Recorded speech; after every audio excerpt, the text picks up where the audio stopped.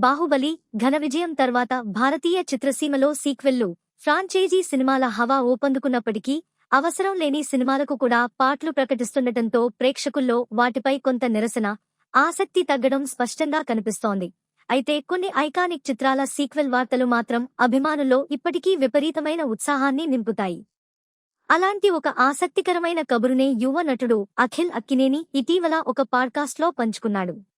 1995లో Hollywood hit movie baby's day out ఆధారంగా money, fame Siva Nageswara Rao దర్శకత్వంలో అక్కినేని నాగార్జున నిర్మించి ఒక ముఖ్య పాత్రలో నటించిన సిసింద్రి చిత్రం ఎంతటి సంచలన విజయం సాధించిందో అందరికీ తెలిసిందే.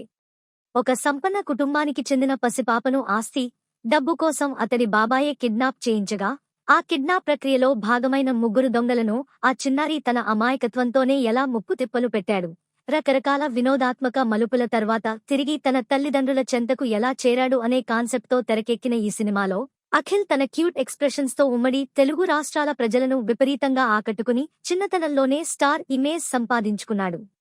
ఆ ఐకానిక్ చిత్రానికి సీక్వెల్ చేసే ఆలోచన తనకు ఉందని వెల్లడించిన అఖిల్ తన భార్య జైనాబ్తో కూడా ఈ విషయాన్ని పంచుకున్నట్లు తెలిపాడు. తనకు గనుక కొడుకు పుడితే ఆ బాబునే హీరోగా పెట్టి సిసింద్రి సినిమా తీయాలని, తద్వారా తన తండ్రి స్థానంలో తాను ఉండి ఆ చిత్రాన్ని రూపొందించాలని ఉందనే తన మనసులోని ఆశను బయటపెట్టాడు. అలాగే ఒకవేళ తనకు కూతురు పుడితే మాత్రం తండ్రిగా చాలా ప్రొటెక్టివ్గా ఉంటానని సరదాగా వ్యాఖ్యానించాడు.